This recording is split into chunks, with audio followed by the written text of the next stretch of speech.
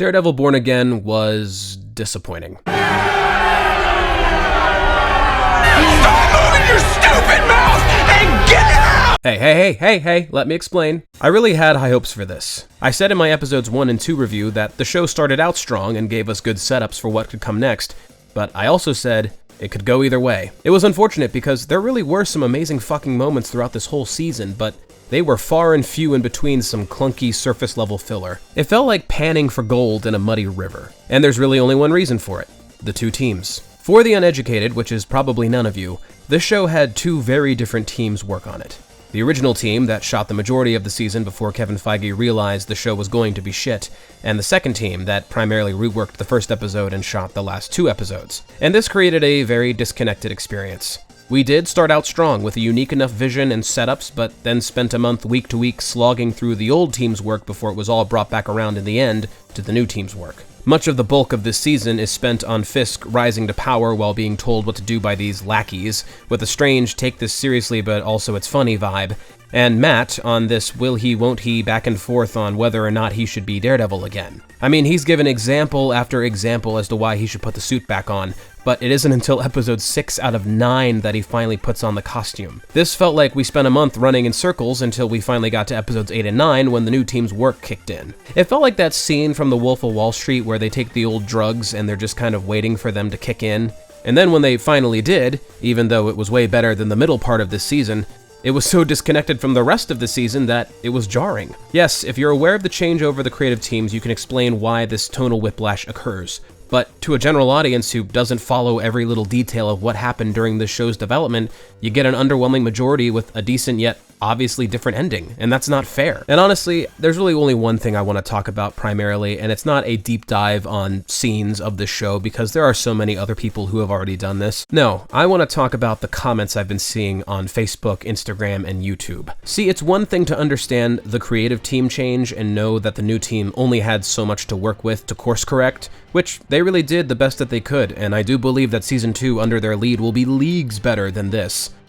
But it's another thing for all of these comments that I've seen where people are just defending the entirety of the season and saying anyone who has a problem with it doesn't understand how good writing works or what a slow burn is. Guys, come on.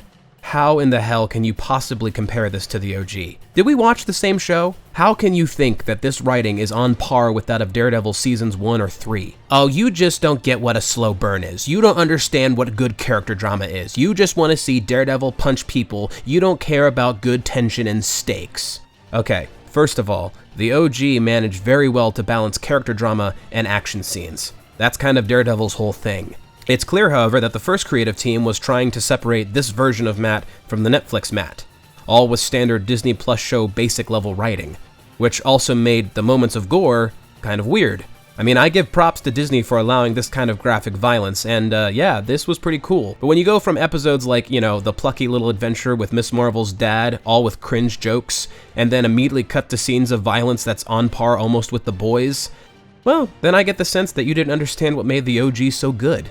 It wasn't violent for violence sake. The violence in the old show was a byproduct of the types of horrid criminals that existed, and it gave us as an audience a clear reason as to why Matt needs to suit up and stop them.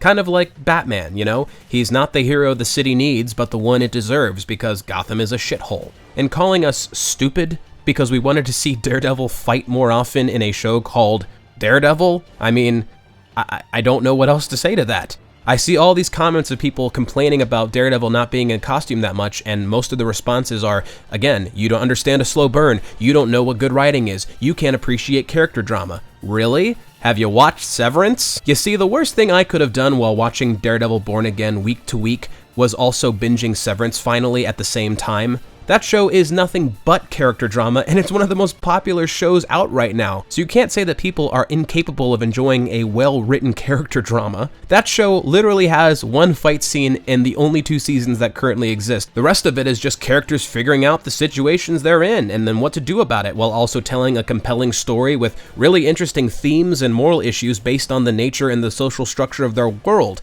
But does that make it bad?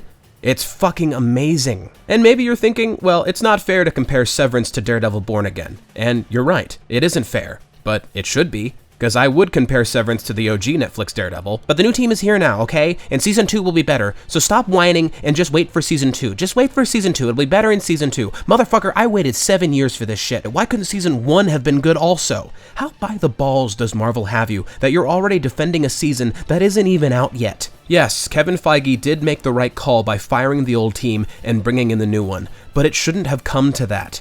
It's like we're all used to getting served slop, and it just so happened that this time the slop had a little bit more meat on the bone than normal, and everyone's just saying we should be thankful for it. We deserve filet mignons, have some self-respect. And yes, I do agree that season 2 will be better, but I still had to sit through this crazy-ass mess. Charlie Cox, Vincent D'Onofrio, and John Bernthal are all fucking amazing, and when they were finally given the chance to be their actual characters, it was great. The gore was really nice to see, and I do give Disney props for doing it, but again, it was a tonal whiplash compared to the rest of the scenes that existed in the show. They better keep Karen around. They better actually utilize and properly set up one villain instead of the cock tease we got with Muse. And I swear to God, if the Batman 2 is canceled, I riot. Okay, that's all I've got to say. Thank you, bye-bye.